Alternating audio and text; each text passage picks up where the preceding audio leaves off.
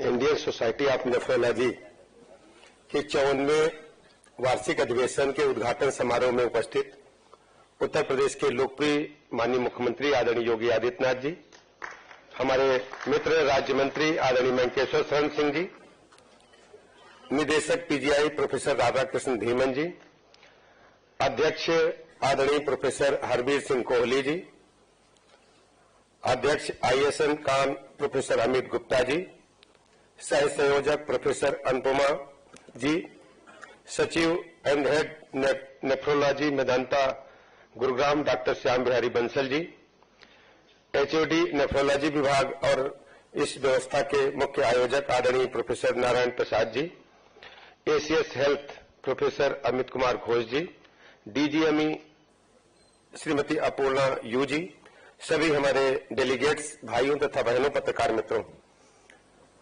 उत्तर प्रदेश की राजधानी लखनऊ का विधायक होने के नाते मैं उत्तर प्रदेश सरकार की तरफ से, लखनऊ की तरफ से आप सबका बहुत बहुत स्वागत करता हूं, अभिनंदन करता हूं। दुनिया भर से हमारे सभी साथी आए हैं। नवाचार, शोध, नई तकनीक,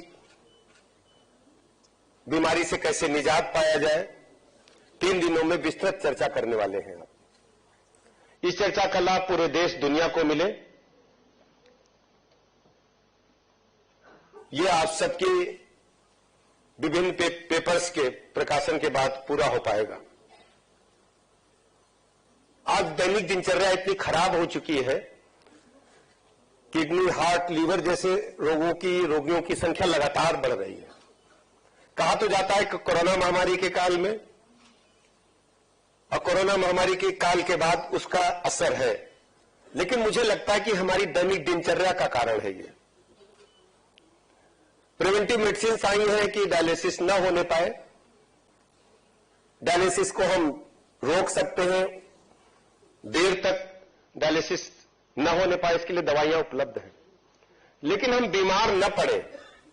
हम बार बार जब किसी कॉन्फ्रेंस में जाते हैं तो इसका आग्रह जरूर करते हैं।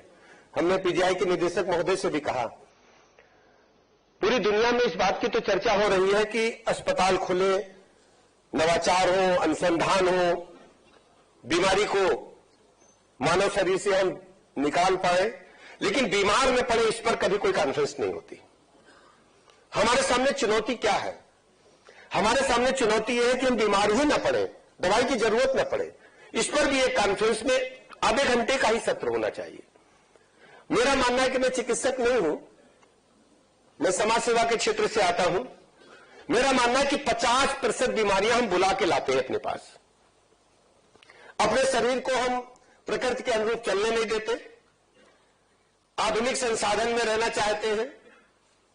आप जितने लोग बैठे हैं, अगर इतनी सबका हम जांच कराएं, पैथोलॉजिकल टेस्ट कराएं, तो B12 और विटामिन डी की कमी लगभग सब में 75% में आ जाएगी कि नहीं आ जाएगी?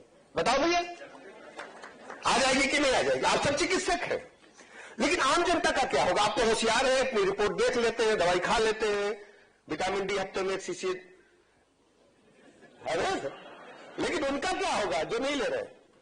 उनको उपलब्धता नहीं है पैथोलॉजी की रेगुलर।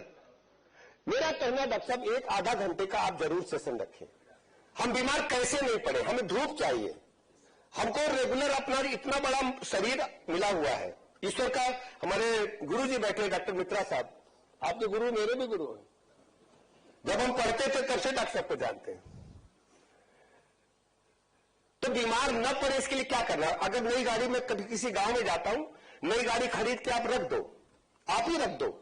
ढेर सारे चिकित्सक चलते नहीं, गाड़ी खरीद लिया बंसल साहब, चलना कहा है, मेदांता में एक घर है वहीं खड़ी कर दिया, मर्सिडीज ले लिया, 5 साल न चलाइए, मर्सिडीज खरीदिए, 5 साल न चलाइए तो चलेगी नहीं, फिर 6ठे साल नई गाड़ी नहीं चलेगी। मैंने देखा है कि जो मार्केट हम जाते हैं, 10,000 किलोमीटर गाड़ी चली है, 7 साल पुरानी है, लेकिन वो चलती नहीं, इसलिए बेचना पड़ता है। हमारा शरीर है ये, इसको पुर्जा पुर्जा चलाएंगे ना हम। कई बार मेरे पास माननीय मुख्यमंत्री जी पंचायत आती है, मल्टी स्टोरी बिल्डिंग बन गई है, कि मेरी जो पार्किंग थी लिफ्ट के एकदम सामने थी और हमको जो दूसरा आवंटी है वह गाड़ी खड़ी करने नहीं दे रहा है। मतलब चाहे तो बेडरूम में गाड़ी जाए, अब ऐसा भी सोच रहे हैं। जैसा कि अभी कोहली साहब बता रहे थे, बंसल साहब बताए कि मेट्रो सीधा 5 साल में जा रही है। किसने बताया था? किसने बताया था? बंसल साहब। आप सोचिए, हम चलना नहीं चाहते भाई, 45 मिनट पसीना निकलना चाहिए कि नहीं निकलना चाहिए? हमारे रोम क्षेत्र से गंदगी बाहर होना चाहिए कि नहीं होना चाहिए? 45 मिनट तेज चलना है, शरीर का पुर्जा हिलाना है, फेफड़े को पूरा फुलाना है। हम वैज्ञानिक और डॉक्टर तो है नहीं, लेकिन गांव के आदमी इतना तो जानता ही है कि शरीर को स्वस्थ रखने के लिए हमें एक्सरसाइज करनी पड़ेगी। और फिर भोजन चाहिए, हमको मिनिमम 1500-1700 कैलोरी पे मेरा शरीर काम करेगा, यही है ना?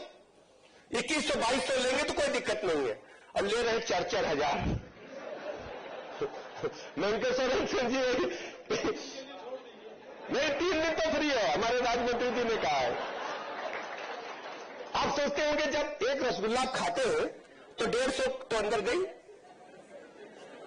ना, एक कचौड़ी खाए तो 100 भी अंदर गई, निकलेगी कैसे? उसके लिए आपको दौड़ना पड़ेगा, कोई दौड़ने तैयार नहीं है। खाइए, कोई रोक नहीं है। पहले क्या था, किसान फरुआ चलाता था, मेड़ बनाता था, पानी सिंचाई करता था, किसान पैदल जाता था 5 किलोमीटर, उधर से बोझ लेके आता था। अब काम तो कुछ है नहीं, घर में कुछ नहीं काम है। मैं सबसे कहता हूं अपने जितने भाई बहनों, बीमार न पड़ो।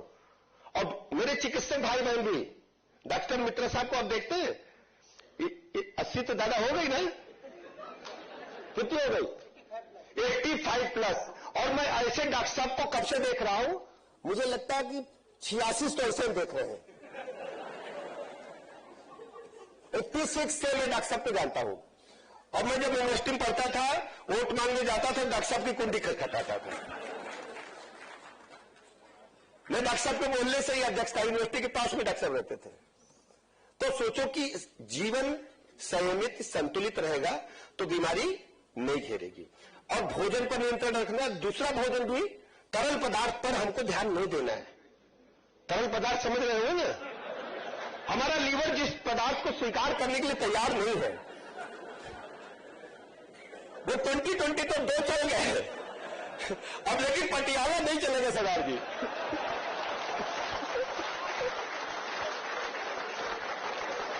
अब पटियाला आपने 2 ले लिया तो लीवर तो चला जाएगा। फिर पीजीआई में हम डॉक्टर साहब को फोन करते, कई आते हैं कि लीवर चला गया है, अब उसका इंतजाम करो।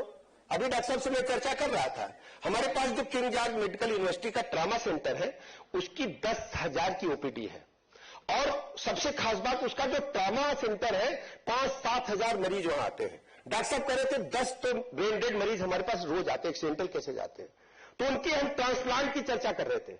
हम तीनों संस्थानों की, हमारे पास लखनऊ में 3 बड़े संस्थान हैं, केजीएमयू, लोहिया और पीजीआई, तीनों के निदेशकों के साथ बैठ करके हम ऑर्गन डोनेशन पर चर्चा कर रहे थे, कैसे हम करा पाए कि मैक्सिमम लोगों को सुविधा मिल पाए। मैं आप सबका बहुत बहुत स्वागत करता हूं। हम सब उम्मीद करते हैं कि लखनऊ 3 चीज के लिए जाना जाता है, तहजीब, नफासत और नजाकत के लिए। कई बार आप देखते होंगे ट्रेन और जहाज भी पहले आप में छूट जाता है। लखनऊ सबको स्वीकार करता है। एक बार जहां महसूस होगा आप अपने घर में आए हैं, भोजन भी अच्छा है, रहना भी अच्छा है, आप घूमिए भी, आनंद लीजिए और देश दुनिया को कुछ दे करके जाइए अपने रिसर्च से, अनुसंधान से। जहां आप इस कार्यक्रम में बैठे हैं, ये पीजीआई पूरे भारत का सर्वश्रेष्ठ चुनिंदा चिकित्सा संस्थानों में शामिल है। मुझे लगता है कि इसका जो नेफ्रोलॉजी डिपार्टमेंट है, जैसे निदेशक महोदय ने बताया, डॉक्टर नारायण जी के नेतृत्व में टॉप का काम कर रहा है, पूरी दुनिया में चुनिंदा निकालोगे, वर्ल्ड क्लास काम कर रहा है। और हमारी सरकार ने प्रतिबद्धता के साथ इसको आगे बढ़ाने का काम किया है। माननीय मुख्यमंत्री जी की चाहत है कि हमारे चिकित्सा संस्थान वर्ल्ड क्लास बने। अभी कई यहां पर नए डिपार्टमेंट्स खुले हैं, हमने लगातार प्रोग्रेसिव ढंग से हम आगे बढ़े, समय आगे बढ़े। अभी भी माननीय मुख्यमंत्री जी ने निर्देश दिया है, हम क्वाटरनी केयर की तरफ आगे बढ़ रहे हैं, हम एआई की तरफ आगे बढ़ रहे हैं। हम स्पोक एंड हब के आधार पर ढेर सारे मेडिकल कॉलेज को आईसीयू की सुविधा प्रदान कर रहे हैं। हमारा जो मतलब मेन सेंटर है पीजीआई बनकर के उभरा है। कि पीजीआई ने देश दुनिया में चिकित्सा क्षेत्र में बहुत नाम कमाया है और कोई ऐसे ही गुडविल नहीं मिलती। हमारे पास जितने मरीज आते हैं उसमें से सब यही चाहते हैं कि चाहे भले ही सांस चले, पीजीआई में एक बार दाखिला हो जाए, शायद बच जाए। ये पीजीआई लोगों की उम्मीद का केंद्र बनकर के उभरा है। मैं कार्यक्रम की सफलता के लिए शुभकामनाएं देता हूं और अपनी सरकार की तरफ से मैं भरोसा दिलाता हूं माननीय मुख्यमंत्री जी की तरफ से कि आप जो भी दिन भर चर्चा करेंगे उसका जो परिणाम आएगा, परिणाम यदि अपने कानून में हमें कोई संशोधन करना पड़ेगा, लोगों को बेहतर चिकित्सा व्यवस्था देने के लिए नेफ्रोलॉजी के क्षेत्र में, तो हम लोग तैयार हैं। मुझे पूरी उम्मीद है कि आप जो 3 दिन डिस्कस करने वाले हैं वो आम लोगों की जो मानसिक चिंता कम करेगा, उनकी आर्थिक चिंता कम करेगा और उनको जीवन जीने के प्रति ललक को बढ़ाने का काम करेगा। आप सब जानते हैं कि माननीय प्रधानमंत्री जी ने आयुष्मान भारत योजना के तहत निःशुल्क सेवाएं 5 लाख तक की प्रदान की है पूरे देश में और ये दुनिया की सबसे बड़ी स्वास्थ्य योजना है। और हमारी सरकार पूरे देश में आयुष्मान भारत कार्ड बनाने में पूरे देश में नंबर 1 पर है। हमारे पास 5.5 करोड़ आयुष्मान भारत कार्ड है। तो मैं कह सकता हूं कि हम प्रतिबद्धता के साथ विकसित भारत के संकल्प को पूरा करने के लिए आगे बढ़ रहे हैं और उसमें आप सबकी बहुत अहम भूमिका है। जब स्वस्थ देश होगा, स्वस्थ समाज होगा, स्वस्थ भारत होगा तो हम हर क्षेत्र में प्रगति कर पाएंगे। पुनः मैं हृदय तल की गहराइयों से आप सबका लखनऊ में स्वागत करता हूं। आपका प्रवास अच्छा रहेगा। भगवान राम के दर्शन आप सबको मिलेंगे, बाबा विश्वनाथ के भी मिलेंगे और लखनऊ का प्रवास तो आपको बहुत शानदार रहेगा। बहुत बहुत धन्यवाद। धन्यवाद सर। कार्यक्रम के मध्य में अब बारी है एक महत्वपूर्ण परंपरा को निभाने की और वो है ISN कॉम 2025 की डिजिटल स्मृति पुस्तिका अर्थात ई सोवेनियर का विमोचन। मैं माननीय मुख्यमंत्री जी से सादर अनुरोध करती हूँ कि कृपया बटन दबाकर सम्मेलन की ई स्मृति पुस्तिका का विमोचन कर कार्यक्रम को गरिमा प्रदान करें।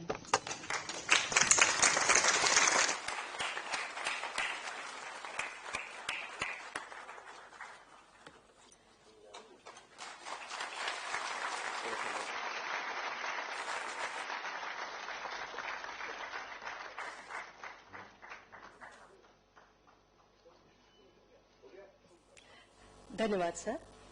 कार्यक्रम के प्रवाह को बनाए रखते हुए आप सभी की अनुमति से अब हम पुरस्कार वितरण सत्र की ओर अग्रसर हैं। पुरस्कार की 2 श्रेणियां हैं। प्रथम श्रेणी है लाइफ टाइम अचीवमेंट